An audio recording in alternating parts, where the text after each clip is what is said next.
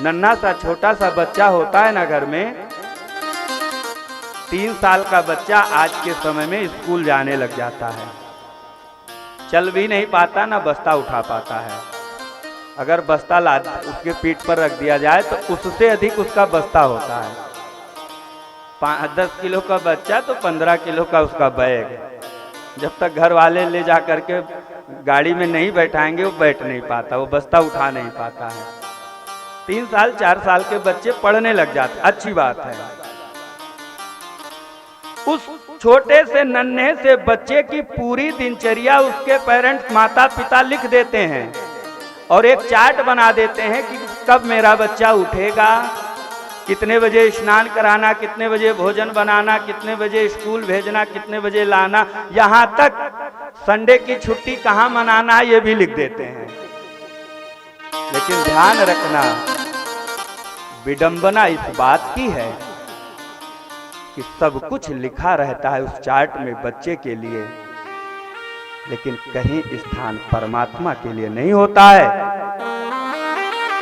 कि 2 minute 5 minute मेरा बच्चा भगवान के सामने बैठ करके ईश्वर की आराधना करेगा, भगवान की उपासना करेगा। घर से परिवार से यदि धर्म चला गया, संस्कार चला गया तो कुछ बचने वाला नहीं है। इसलिए हमेशा ये ध्यान रखें कि संस्कारों को कैसे सुरक्षित रखना है, बच्चों को कैसे संस्कारवान बनाना है, बच्चों को कैसे अच्छी शिक्षा देना है। व्यावसायिक शिक्षा के साथ साथ आध्यात्मिक शिक्षा भी जीवन में अत्यंत आवश्यक है। आज इतने जो समाज में आप लोग कुरीतियां देख रहे हैं, क्या है इसका कारण? क्या है? धर्म शास्त्रों को ना मानना।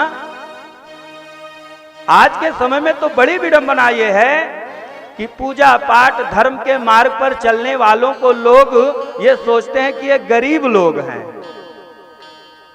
ये मानसिकता हो गई है लोगों की कि इनके पास में कुछ नहीं होगा, इसलिए भगवान की उपासना करते हैं। ध्यान रखना, परमात्मा की नजर में वही दुनिया का सबसे अमीर व्यक्ति है जो परमात्मा की उपासना करता है, ईश्वर की उपासना करता है। और परमात्मा की नजर में सबसे बड़ा भिखारी व्यक्ति वही है, चाहे उसके पास करोड़ों की संपत्ति क्यों ना हो, वो दुनिया का सबसे बड़ा भिखारी आदमी है जो परमात्मा का भजन नहीं करता, परमात्मा की उपासना नहीं करता, परमात्मा का ध्यान नहीं करता। अब हमें और आपको आकलन करना है कि हम परमात्मा की नजर में कैसे हैं। हमारा अस्तित्व परमात्मा की नजर में क्या है, हमारा अस्तित्व ईश्वर की नजर में क्या है। ध्यान रखना, ईश्वर की आराधना, सत्संग, भजन, प्रवचन जीवन में बहुत आवश्यक है। ये हमें जीवन में जीवन जीने की कला सिखाते हैं। हमें जीवन कैसे जीना है, हमें जीवन में कैसे रहना है। कुछ सिखाओ या ना सिखाओ, बच्चों को संस्कार जरूर सिखा देना कि बड़ों का स्वागत करना, सम्मान करना। आपको कहना ना पड़े कि कोई आया है तो पैर छू लो, इतने से ही पता चल जाता है कि आपका बेटा कितना वेल अप टू डेट है, आपने क्या सिखाया है, आपने क्या बताया है, आपने क्या संस्कार दिया है। बिना कहे प्रयास करो कि कोई आवे तो आपका बच्चा हाथ जोड़ करके प्रणाम कर ले, नमस्ते कर ले। इतने से ही आने वाला व्यक्ति खुश हो जाता है, प्रसन्न हो जाता है और बहुत आशीर्वाद देता है। आशीर्वाद, शुभ कामनाएं, मंगल कामनाएं प्रेम और श्रद्धा का विषय है। ये संपत्ति से नहीं, ये श्रद्धा और विषय से प्राप्त किया जा सकता है। और जीवन में आशीर्वाद का बहुत बड़ा महत्व है और आशीर्वाद को संपत्ति से नहीं खरीदा जा सकता। आशीर्वाद तो श्रद्धा, प्रेम, विश्वास और सेवा से ही प्राप्त होता है। इसलिए हमेशा ये चीज ध्यान रखें, हम लोगों का मूल आधार ही धर्म है, कर्म है, संस्कृति है, सभ्यता है। इसको कैसे बचाया जाए, इसको कैसे आगे बढ़ाया जाए, इस पे विचार करना चाहिए और कुछ थोड़ा बहुत समय जरूर निकाला करो। नहीं, आप लोगों ने देखा होगा अभी यूक्रेन का युद्ध बंद हुआ कि चालू है? बंद हो गया ना? पता नहीं बंद हुआ कि नहीं, वो चलता ही रहेगा। करोड़ों की संपत्ति, BMW गाड़ी छोड़ करके यहां तक छोटे छोटे बच्चों को भी साथ ना ला सके। जिस बच्चे को मां ने पाला था, पोषा था, बड़ा किया, जिस बच्चे को मां ने जन्म दिया,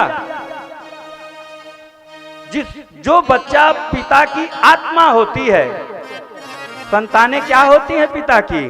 शरीर नहीं, आत्मा होती हैं। शास्त्र इस बात को कहता है, आत्मा वही जायते पुत्रहा, जो संतान होती है वो माता पिता की आत्मा होती है। जैसे शरीर से यदि आत्मा निकल जाए तो शरीर का कोई मतलब है?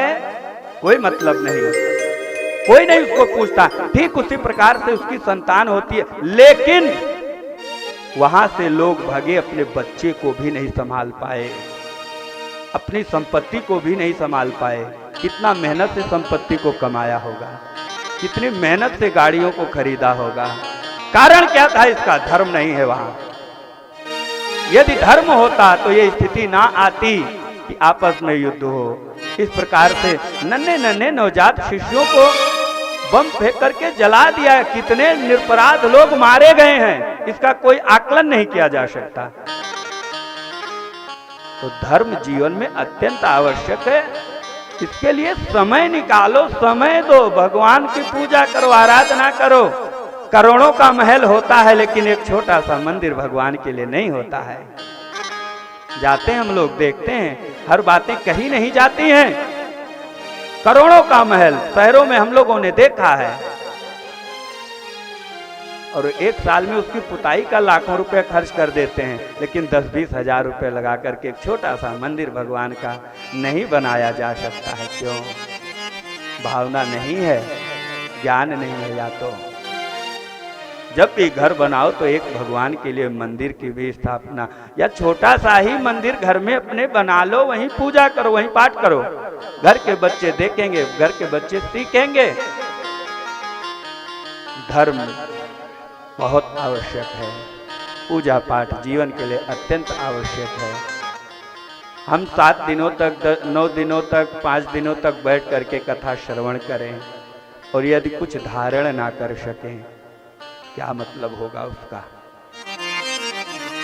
हम कुछ अच्छी चीजें ग्रहण ना कर सकें, उसका फिर कोई मतलब नहीं हो जाता है। अच्छी अच्छी चीजों को धारण करें, अपने परिवार में लागू करें।